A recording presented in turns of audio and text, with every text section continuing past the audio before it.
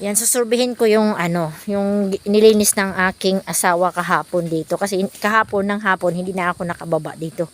Kaya ngayong hapon na naman mismo, ako bababa. Ayan.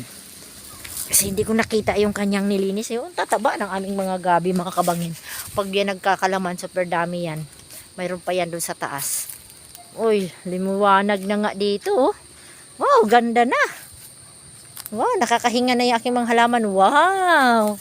Good job, Daddy. Wow, ang taba pa ng sili. Oh. May sili pang kunti. At kunin na natin. Ilan to. Oh. Ayun, hindi natin. Ayan. Manguha kasi ako ng ano ngayon. Anong tawag nito na? Ayan, oh. Wow, ang linis na. Tapos, oo. Ayan, oh. Oh. Ay, tinanggal mo na yung sandayong dito? Oo. Dapat pala dito na lang pala tong ano, ito oh, tong tubig na to da. Tama lang yan, ginanyan mo diyan, oh. Wow. Ganda na. Ang linis na, oh. Tingnan niyo mga kabangin. Ay, ito na lang da, oh. Wow.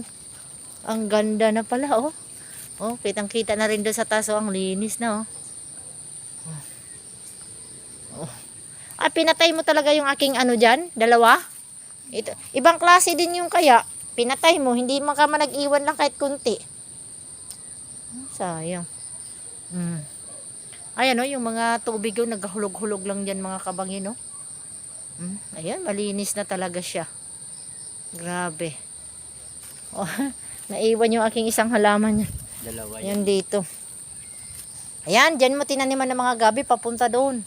Dapat hanggang doon yan. Lagyan ko Yung mga nakaraan mga kabangin, ito yung aming tinanim dito. Ayun, ano na, buhay na siya. Ayan, dyan, mga gabi rin yan dyan. Dito sa tubumi, singitan ko yan dyan. Dito. Kasi ayan. maganda yan dito eh. Ngayon, ayan o, nataniman na naman yung palibago. Ayan o, maliliit lang na ito o. Tingnan. Pero pag nabuhay na yan, mga isang linggo lang yan, buhay na naman yan sila. Maging ganito na yan, tayong-tayo na sila. Oh, isang katirbang aking ano, halaman dito. Ito yung mga gumagapang oh. Ayun, tinapon ko na doon sa baba.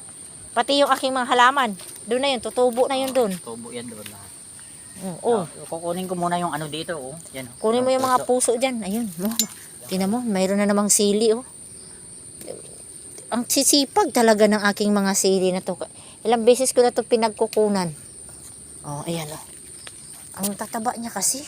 Alam nyo, super mahal na ng sili sa palengke. Tag 700, 800 na ang kilo da, umaabot. Kaya napakaswerte natin may mga sili tayo. Yan, hindi na tayo bibili. Super mahal. High grade ngayon ang ano, mga sili. Mahal pa sa bigas yata ah. Ayun pa, doon pa mga kabangin no. Manguha pa tayo doon mga sili. Dito niya.